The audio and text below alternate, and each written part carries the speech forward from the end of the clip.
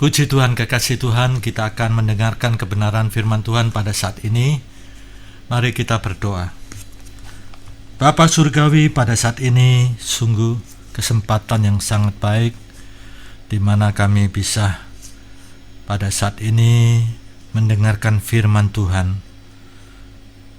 Kami mau Tuhan menyimpan firman Tuhan dengan baik di dalam hati kami yang paling dalam. Karena langit dan bumi akan lenyap, firman Tuhan kekal adanya.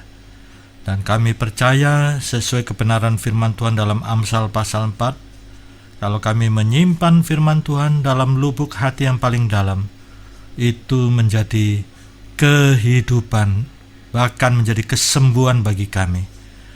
Roh Kudus mengurapi kami semuanya, dan kami Tuhan berikan kepekaan untuk menangkap apa yang menjadi pesan Tuhan bagi kami masing-masing. Dalam nama Tuhan Yesus Kristus. Amin. Puji Tuhan, kekasih Tuhan, kita akan mendengarkan kebenaran firman Tuhan, kebenaran pimpinan Roh Kudus. Setiap kita merayakan kenaikan Yesus Kristus ke surga, dan para hamba-hamba Tuhan menyampaikan kebenaran tentang Roh Kudus. Kebenaran tentang Roh Kudus ini sangat penting, karena Yesus sendiri menyatakan ketika sebelum Yesus naik ke surga, Yesus sudah memberi pesan kepada murid-muridnya agar supaya mereka menantikan janji Bapa, yaitu utusan Roh Kudus,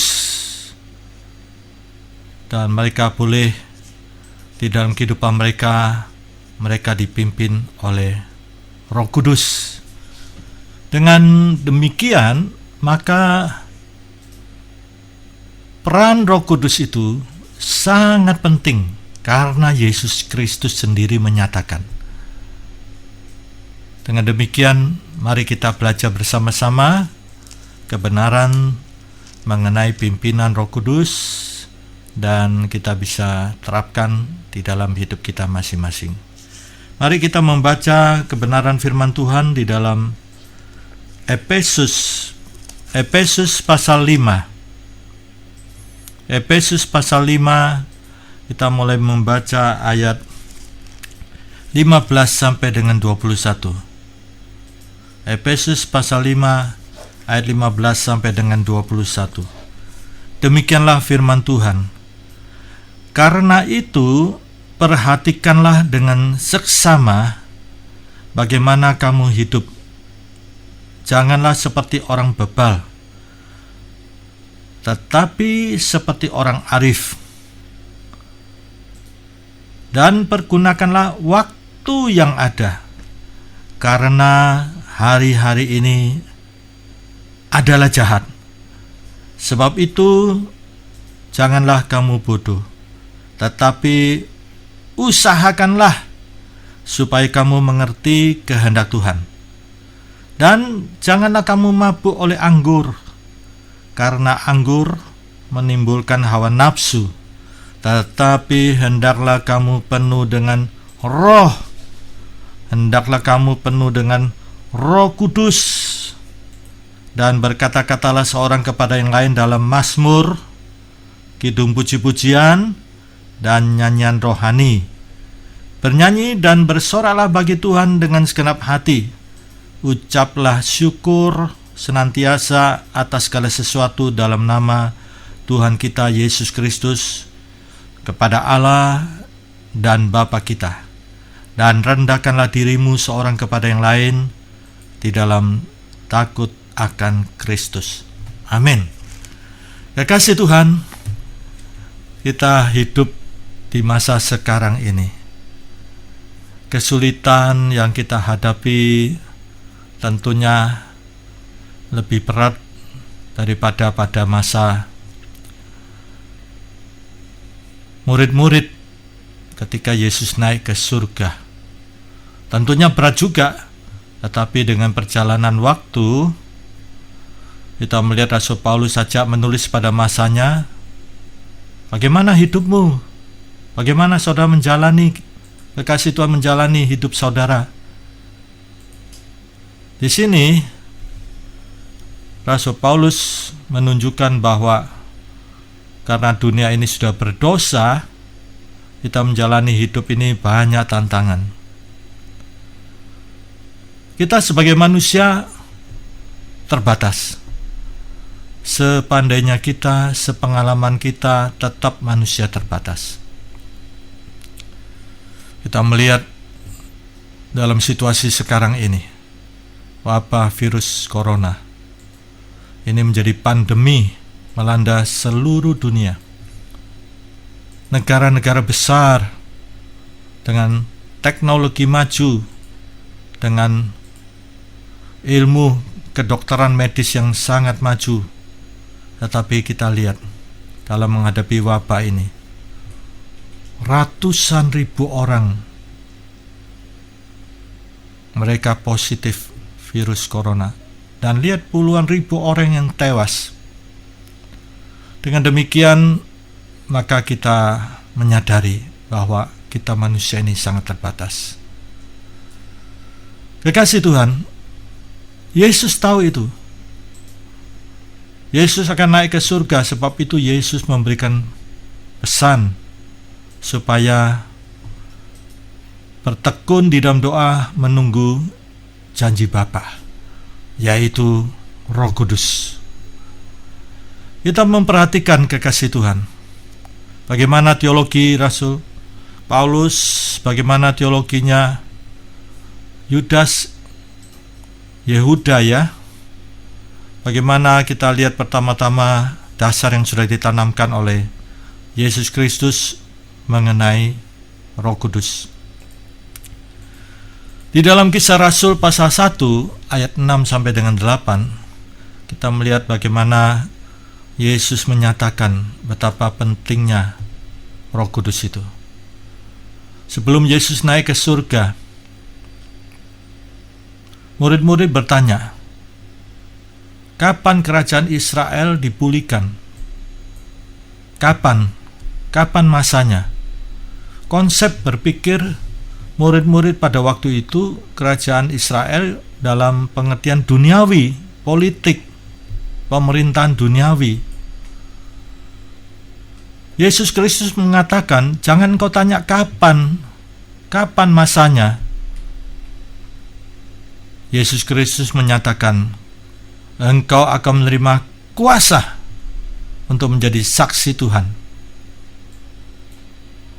Menjadi saksi di Yerusalem, Yudea, Samaria, sampai ke ujung bumi.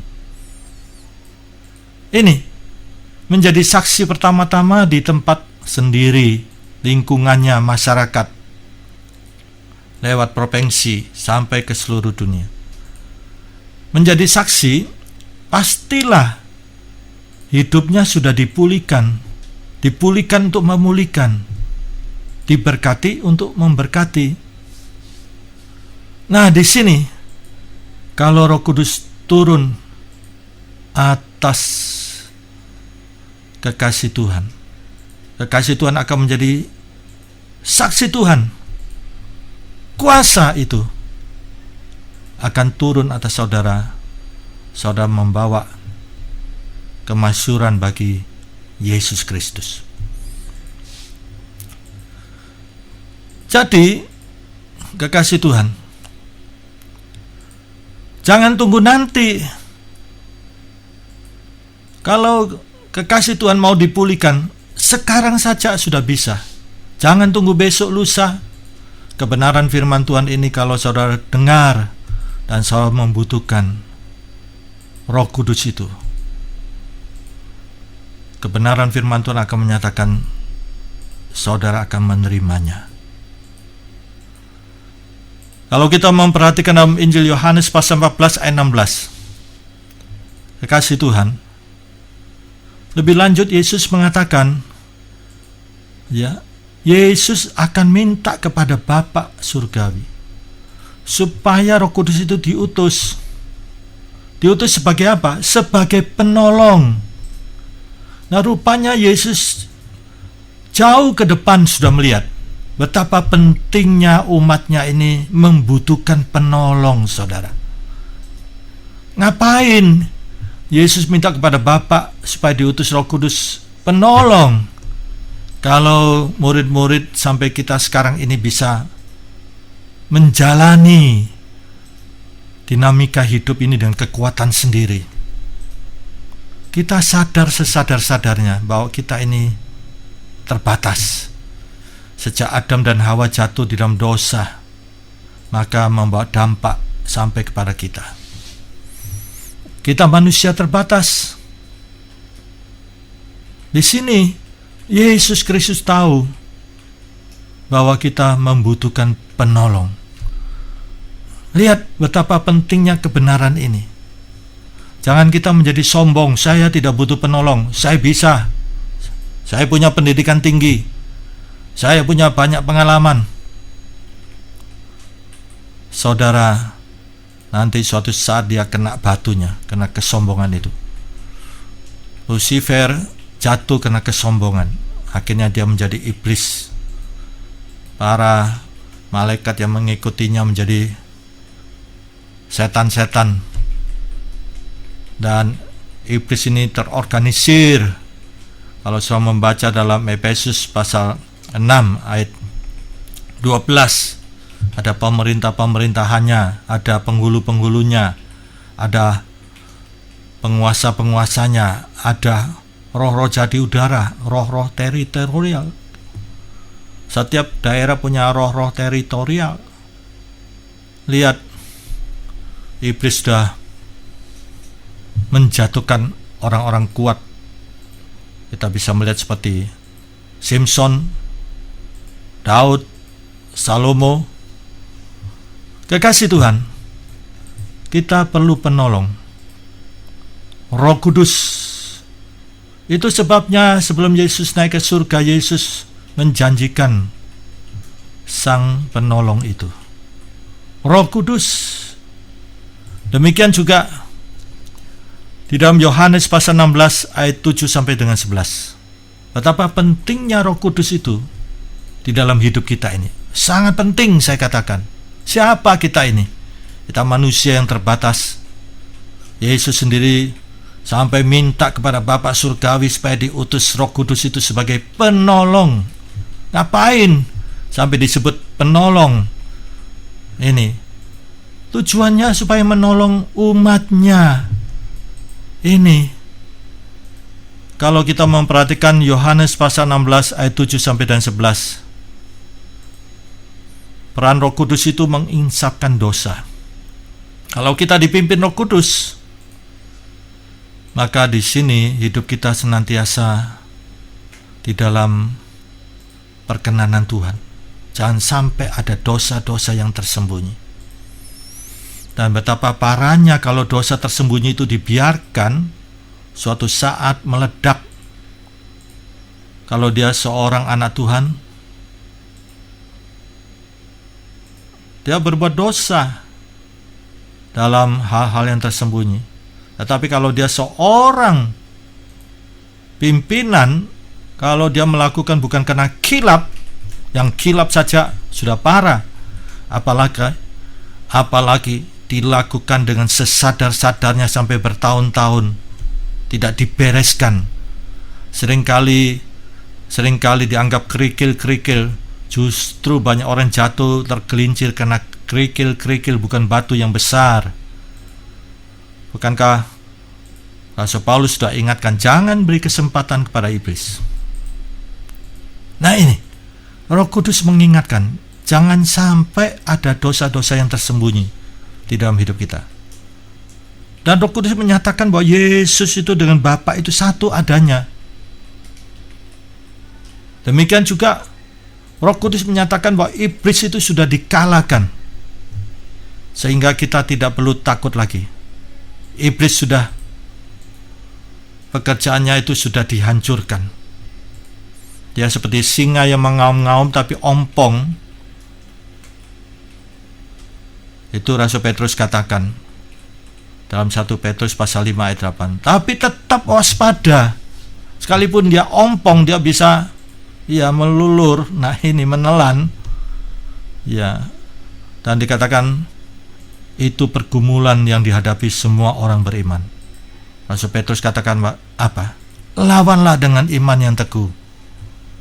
Kasih Tuhan. Nah, disinilah peran Roh Kudus itu sangat penting. Demikian juga dalam Yohanes pasal 16 ayat 13 dan 14. Yohanes 16 ayat 13-14. Roh Kudus memimpin kita kepada kebenaran firman Tuhan. Ini. Dan kebenaran firman Tuhan itu adalah Alkitab yang kita pegang sekarang ini. Dari Kejadian sampai Wahyu. Tidak boleh ditambah dan tidak boleh dikurang. Kalau saudara membaca dalam Mazmur 19 ayat 8 sampai 11. Firman Tuhan itu sempurna. Sempurna, jangan ditambah atau dikurang. Ada satu persekutuan pemimpinnya sampai begitu rupa menceraikan suaminya, nikah dengan pimpinan pujian yang sudah punya istri. Beberapa hamba Tuhan menasihati, itu bertentangan dengan firman Tuhan. Amin, amin, saya percaya, amin. Firman Tuhan memang mengatakan demikian. Tapi berhubung saya dengar suara Tuhan, berhubung saya dengar suara Tuhan, loh saudara, bagaimana suara Tuhan itu bertentangan dengan firman Tuhan? Kita harus punya epistemologi. Epistemologi itu dasar pendirian, dasar pembenaran.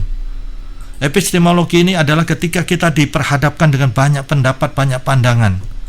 Maka untuk mengambil keputusan kita harus berdasarkan firman Tuhan. Itu mutlak. Dan firman Tuhan adalah dari Kejadian sampai Wahyu. Tidak boleh ditambah, tidak boleh dikurang. Kalau Tuhan berbicara, selalu firman Tuhan yang diurapi Roh Kudus untuk saudara pada waktu saudara. Itu menjadi rema, logos yang tertulis ini. Dari Kejadian sampai Wahyu menjadi rema, diurapi Roh Kudus untuk saudara, kekasih Tuhan pada waktu saudara, untuk saudara pribadi. Tidak lepas dari kebenaran firman Tuhan ini. Jadi kalau dengan suara audible, ada dorongan yang kuat dan bertentangan dengan firman Tuhan, harus kita tolak. Nah, di sini peran Roh Kudus itu penting, membawa kita dalam kebenaran firman Tuhan. Ketika kita membaca firman Tuhan, Roh Kudus mengurapi. Roh Kudus memberikan pencerahan, iluminasi, sehingga kebenaran firman Tuhan ini terbuka. Roh Kudus membuka kebenaran firman Tuhan ini. Kemudian Roh Kudus itu memberitahu hal-hal yang akan datang. Hal-hal yang akan datang berkaitan dengan apa? Rencana Tuhan pada akhir zaman. Dan gerakan Roh Kudus pada akhir zaman. Masakan kita jadi penonton saja, terjebak dengan rutinitas kehidupan duniawi ini karena khawatir? Kita tidak perlu khawatir. Kalau kita sudah merencana Tuhan gerakan Roh Kudus pada akhir zaman, maka kita menjadi orang-orang yang diberkati Tuhan untuk memberkati. Ini supaya Tuhan dimasyurkan. Dan Roh Kudus itu selalu memberitakan apa yang diterima dari Yesus Kristus. Itu pastilah. Itulah sebabnya kalau berita yang disampaikan itu bertentangan dengan apa yang disampaikan oleh Yesus Kristus, disampaikan firman Tuhan ini, itu jelas bukan dari Tuhan. Harus kita tolak. Karena Alkitab ini sempurna. Mazmur 19 ayat 8 sampai 11. Tidak boleh ditambah dan tidak boleh dikurang. Dan yang sangat prinsipil, kekasih Tuhan, Roh Kudus itu selalu memasyurkan Tuhan Yesus Kristus. Saya tegaskan di sini. Roh Kudus itu selalu memuliakan Tuhan Yesus Kristus. Jadi kalau seseorang anak Tuhan itu, perkataannya, pikirannya, perasaan hatinya, perilakunya tidak memuliakan Yesus Kristus, pastilah Roh Kudus tidak ada di dalam kehidupannya. Seorang yang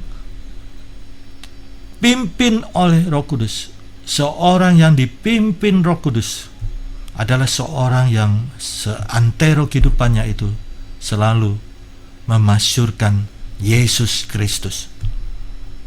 Kalau seorang hamba Tuhan memasyurkan dirinya, ya, bagaimana ketika tanda-tanda mengikutinya? Mulai menyombongkan diri, saya mendoakan yang lumpuh jalan, yang buta melihat, yang tuli mendengar. Dia tidak sadar siapa kita ini. Kalau bukan kasih karunia Tuhan, anugerah Tuhan. Semuanya itu adalah pemberian Tuhan. Itu anugerah Tuhan.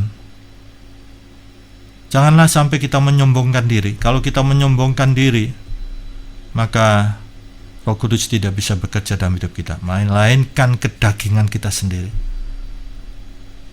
Selanjutnya kita perhatikan kekasih Tuhan.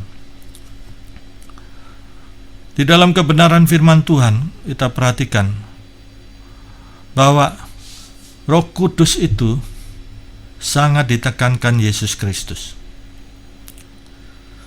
Bahkan sebelum naik ke surga, itu saat-saat waktu yang Yesus secara jasmani, Yesus yang sudah mati dibangkitkan itu dengan tubuh kemuliaan, memperlihatkan dirinya kepada murid-muridnya, menegaskan supaya menunggu janji Bapa ini. Dan ini penting sekali. Kita lihat salah satu contoh Petrus, Simon itu.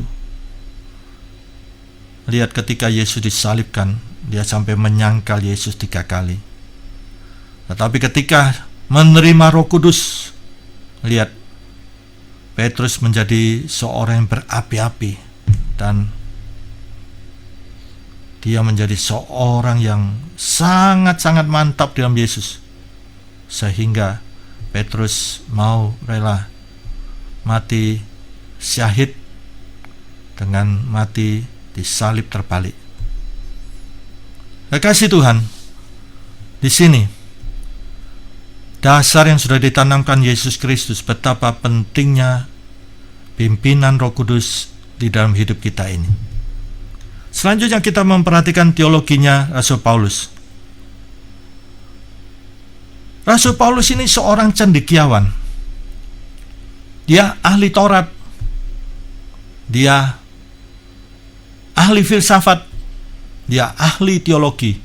Dia ahli misi, ahli apologetika. Tetapi luar biasa, dia seorang cendekiawan, tapi dia paham juga, dia ahli di dalam pimpinan Roh Kudus. Saya banyak teman-teman yang sudah punya pendidikan teologi sampai S3, tetapi saya perhatikan mereka kalau dengar tentang pimpinan Roh Kudus, bahkan kalau dengar tentang bahasa roh, mereka sepertinya menganggap orang aneh, menganggap tidak teologis. Kekasih Tuhan, saya bersyukur di dalam pendidikan saya, di dalam teologi, pendidikan yang benar-benar sekolah face to face sampai S3, saya tetap mempunyai satu prinsip yang sangat kuat, bahwa kebenaran tentang Roh Kudus itu adalah kebenaran yang dapat dipertanggungjawabkan secara teologis berdasarkan Alkitab. Kita lihat Rasul Paulus seorang cendekiawan. Kalau kita membaca dalam Kisah Rasul pasal 16 ayat 6 sampai dengan 7, Rasul Paulus dengan timnya,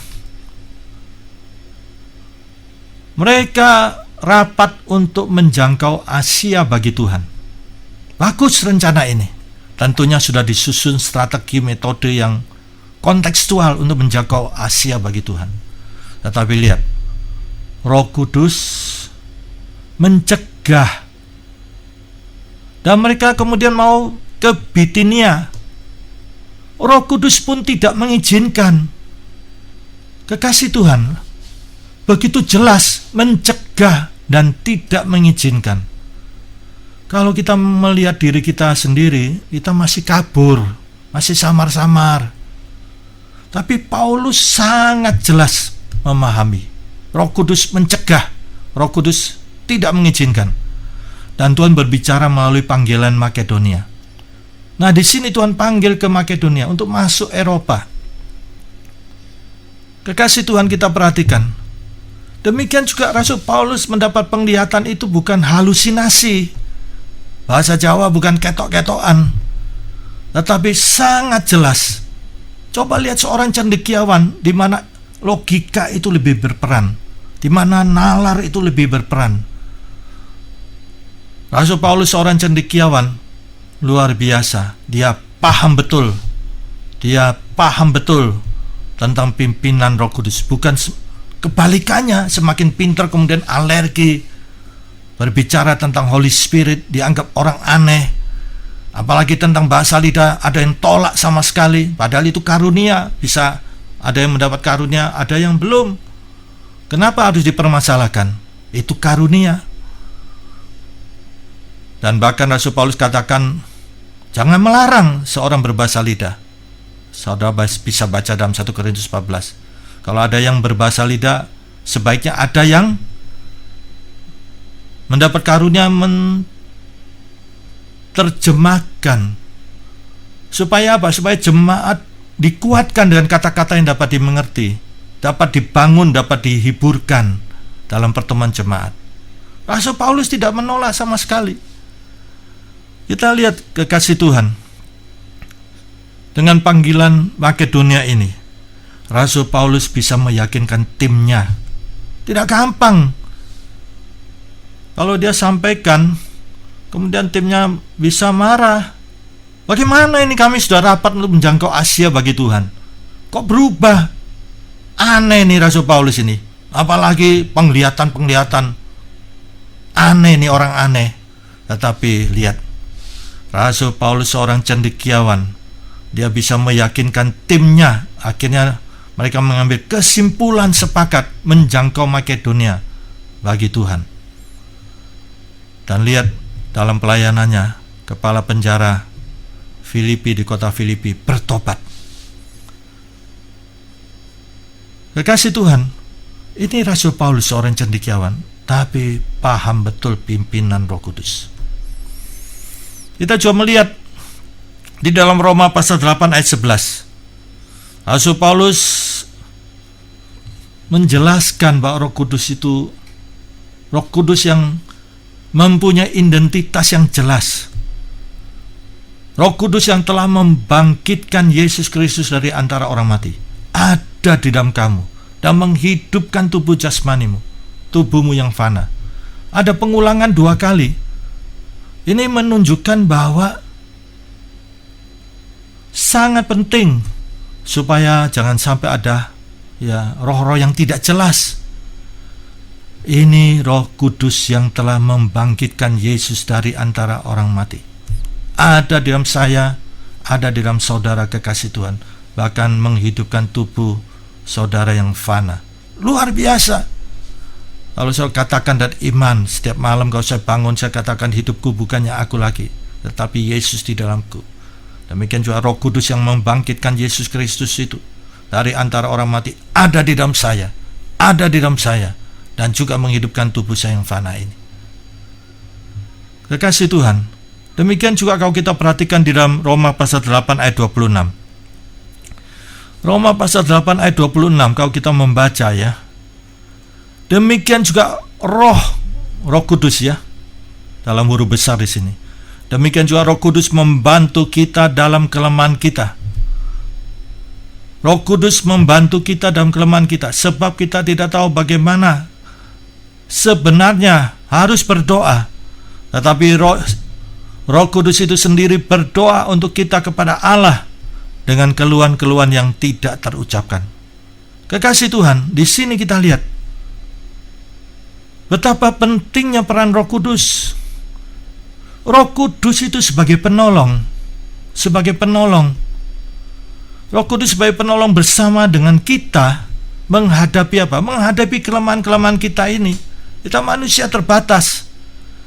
Kelemahan di sini dalam bahasa Yunani kalau saudara perhatikan itu kelemahan yang tanpa tenaga, betul-betul sudah tidak berdaya, ketidaksanggupan. Nah, di sini kalau kita kekasih Tuhan mengikut sertakan Roh Kudus ini, Dia sebagai penolong, kita harus menghubungkan iman kita dengan Roh Kudus pribadi itu dan berdoa kepada Yesus Kristus pembaptis Roh Kudus. Karena Yesus pembaptis Roh Kudus, Dia sebagai penolong. Roh Kudus itu tidak mau jadi seorang yang lancang, pribadi yang lancang. Ya, coba kalau saudara ada masalah, kemudian saya langsung ikut campur masalah saudara, tentunya kekasih Tuhan akan marah. Jangan ngurusi saya. Nah, di sini Roh Kudus sebagai penolong, maka kita perlu setiap hari berdoa. Tuhan Yesus pembaptis Roh Kudus itu, Roh Kudus memimpin saya sepanjang hari ini, membawa saya dalam kebenaran firman Tuhan, di dalam rencana Tuhan pada akhir zaman, dalam gerakan Roh Kudus pada akhir zaman, membawa saya selalu memasyurkan Yesus Kristus dan mengingatkan firman Tuhan Alkitab ini yang sudah sempurna. Kekasih Tuhan, ini lihat dikatakan apa di sini? Kemudian kata membantu di sini, kalau kita memperhatikan dalam bahasa asli Yunani, ada 3 kata yang penting. Sun, yang berarti bersama, anti berarti keseberang, kemudian lambano, memegang. Jadi membantu di sini mempunyai arti memegang bersama dengan kita. Lihat, Roh Kudus memegang kita. Roh Kudus memegang bersama dengan kita. Saya tegaskan, Roh Kudus memegang bersama dengan kita, membawa kita ke seberang. Ahli bahasa Yunani menjelaskan bahwa di sini seorang ahli Yunani mengatakan, bahasa Yunani, Roh Kudus itu bertindak hanya dengan kerjasama kita. Perhatikan baik-baik. Roh Kudus bertindak hanya dengan kerjasama kita. Dia sebagai penolong. Nah, kalau saudara tidak butuh, masakan Roh Kudus lancang intervensi masalah saudara? Kekasih Tuhan, perhatikan. Roh Kudus bertindak hanya dengan kerjasama kita. Dan tindakan ini terus-menerus. Lihat di sini, betapa pentingnya setiap pagi kita berdoa supaya Tuhan Yesus, Roh Kudus itu diutus untuk memimpin kita. Setiap pagi, selamat pagi Roh Kudus, bawa saya kepada kebenaran firman Tuhan. Kebenaran firman Tuhan itu kehendak Bapa surgawi, sangat penting. Kalau saya perhatikan ajaran Yesus di bukit, Yesus sendiri menyatakan, tidak semua orang yang berseru Tuhan, Tuhan, Tuhan akan masuk dalam kerajaan surga, melainkan mereka yang melakukan kehendak Bapa surgawi. Yesus sendiri mengajarkan tentang doa Bapa kami, biarlah kehendak-Mu jadi. Demikian juga di dalam Yohanes pasal 4 ayat 34-35. Makananku, Yesus katakan, makananku. Makanan itu kan selalu berkaitan hal kebutuhan sangat primer. Makananku adalah melakukan kehendak Bapa surgawi dan menyelesaikannya. Beberapa orang seringkali merajuk kondok, ya, meninggalkan pelayanan, ini tidak menyelesaikannya dengan baik. Rasul Paulus menyelesaikannya dengan baik dan mengatakan mati itu adalah keuntungan. Berarti siap hidup berbuah bagi Kristus. Jangan kita menjadi orang yang gampang tersinggung. Kalau dalam satu tim ada anggota tim yang mudah tersinggung, tidak bisa maju. Kita sebagai anak Tuhan itu harus tahan banting. Seperti Yesus katakan dalam Lukas pasal 9 ayat 23. Setiap orang yang mengikuti aku harus menyangkal diri, mau bayar harga. Jangan turuti keinginan mata, keinginan daging, keangkuhan hidup, gengsi. Pikul salibnya sendiri, ada salibnya sendiri, setiap hari bahkan. Dan dikatakan apa? Dan ikut Yesus. Ini. Kekasih Tuhan, di sini betapa pentingnya kita di dalam hidup kita ini dipimpin oleh Roh Kudus. Terus menerus. Lihat. Jadi di sini Tuhan Yesus akan mengutus penolong, yaitu Roh Kudus, mendampingi kita ketika kita memintanya kepada Tuhan Yesus. Roh Kudus akan membawa kita di dalam rencana Tuhan yang indah, memberitahu hal-hal yang akan datang. Kita masuk dalam gerakan Roh Kudus pada akhir zaman. Kita lihat firman Tuhan katakan Daud pada masanya dia menangkap apa yang Tuhan mau kerjakan dalam hidupnya. Daud hidup di dalam kehendak Tuhan pada masanya. Demikian juga Rasul Paulus dikatakan dia hidup menurut kehendak Tuhan pada masanya.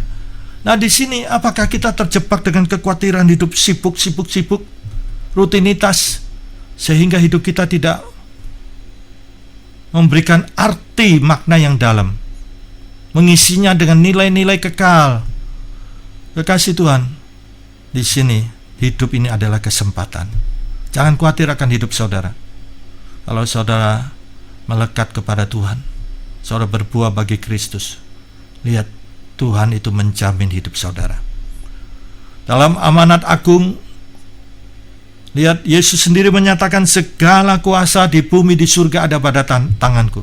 Bahkan Yesus proaktif mendekati muridnya. Harusnya murid mendekati sang guru. Yesus mendekati muridnya dan mengatakan segala kuasa di bumi di surga ada pada tanganku. Dan Yesus katakan apa? Pergilah, beritakanlah kabar baik. Lihat, beritakan kabar baik, beritakan Injil, jadikan murid. Aku akan menyertai engkau sampai kepada akhir zaman.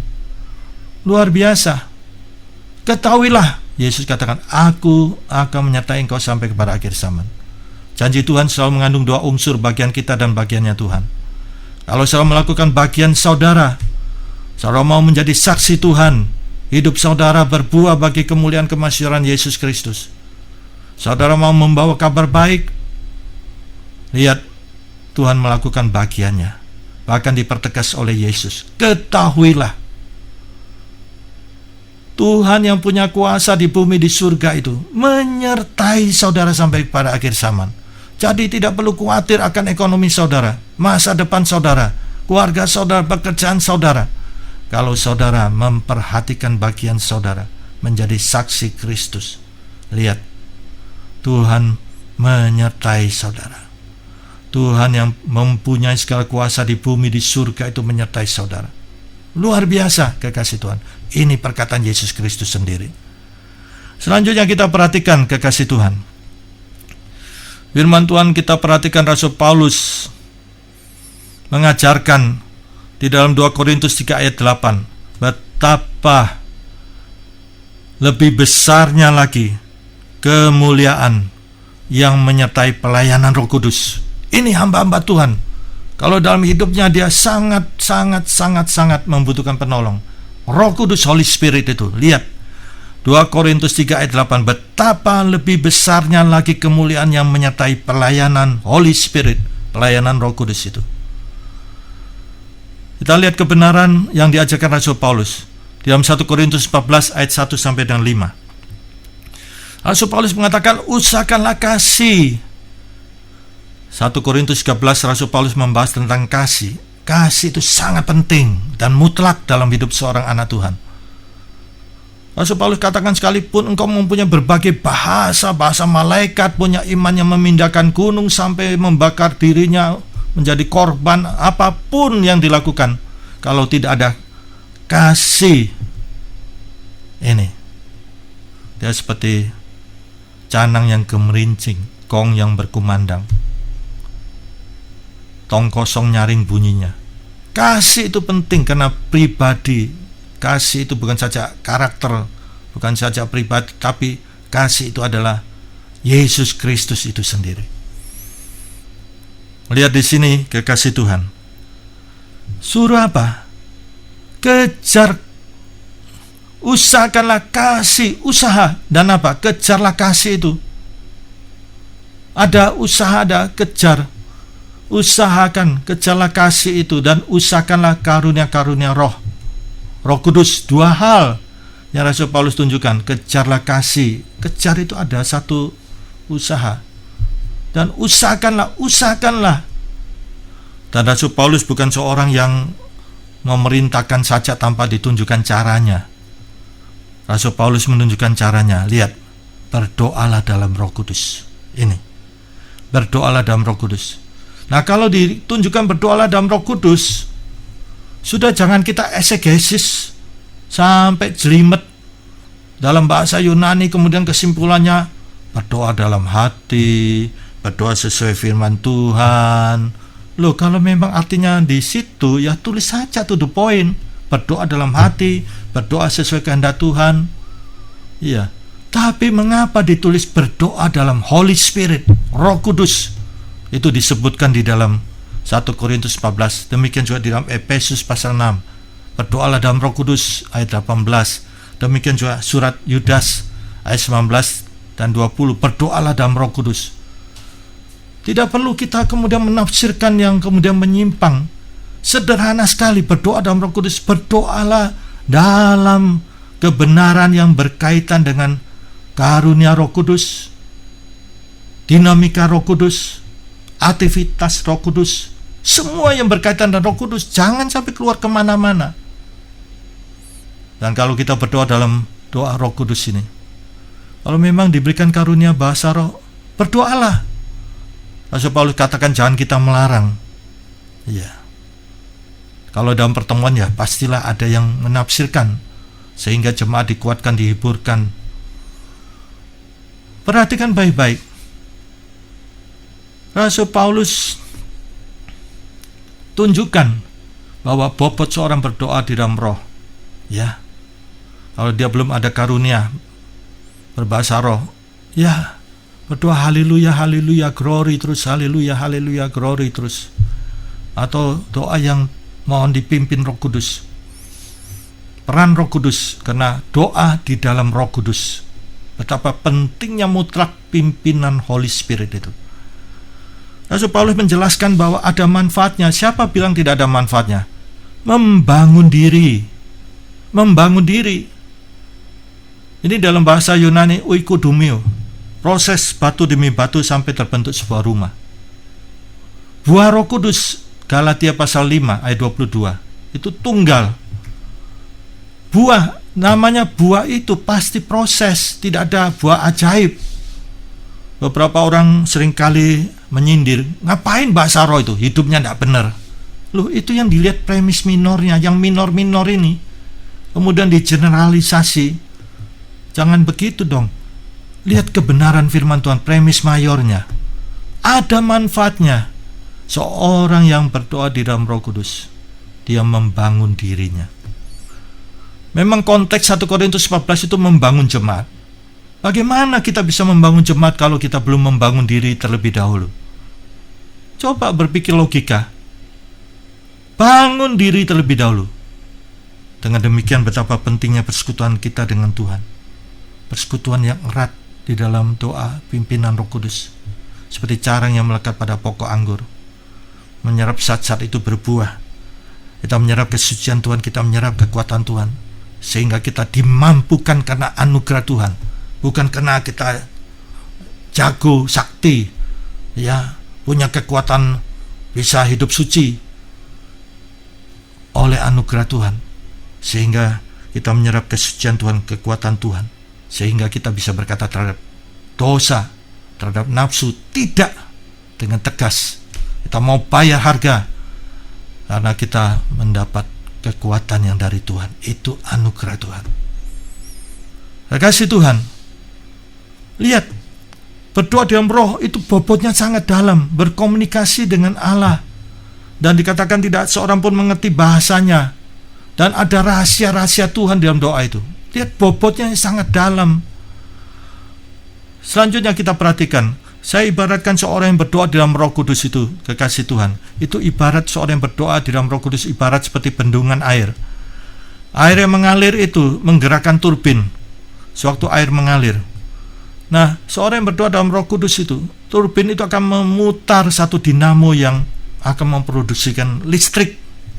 Jadi, kalau seorang mempunyai persekutuan yang erat dengan Tuhan di dalam Roh Kudus, maka dia akan melihat power, kuasa Tuhan itu.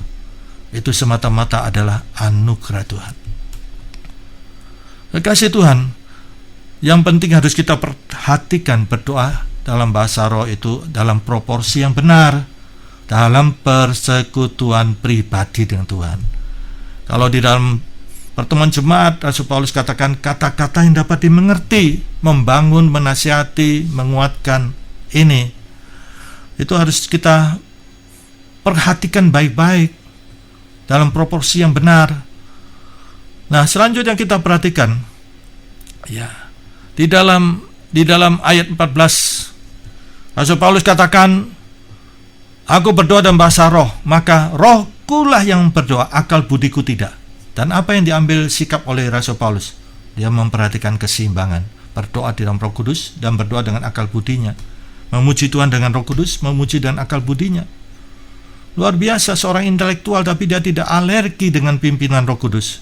Dan bahkan Rasul Paulus katakan dalam ayat 18, aku mengucap syukur kepada Tuhan kalau aku berdoa dalam bahasa roh lebih banyak daripada kamu semua. Tentunya Rasul Paulus tahu persis dalam proporsi yang benar. Rasul Paulus mengatakan demikian karena jemaat Korintus banyak bahasa roh, tapi lihat kehidupan mereka tidak menguatkan, tidak menghibur, menasihati sesuai dengan pertemuan jemaat. Rasul Paulus sendiri mengatakan tentunya ini adalah ketulusan hatinya, bukan kata sindiran karena jemaat banyak berbahasa roh. Karena kalimat suci yang Rasul Paulus ucapkan, aku bersyukur kepada Tuhan, aku bersyukur kepada Tuhan.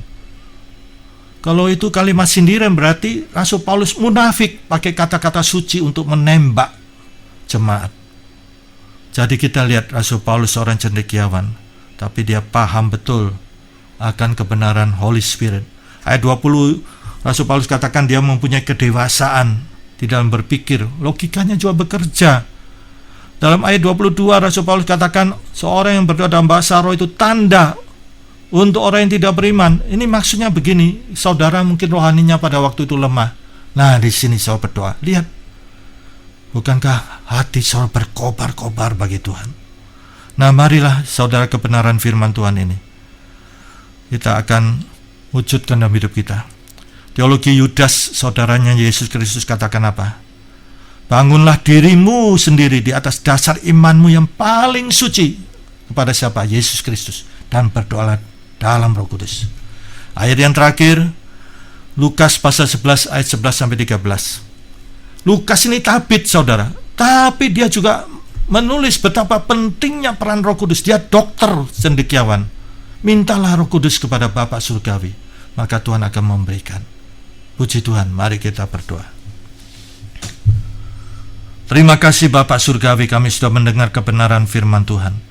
Dalam dunia yang banyak tantangan ini Tuhan, kami mohon Tuhan Yesus Kristus membaptis Roh Kudus, supaya kami dipimpin Roh Kudus di dalam sepanjang kehidupan kami, sampai napas kami yang terakhir, sehingga kami menghasilkan buah Roh Kudus. Hidup kami memuliakan Tuhan Yesus.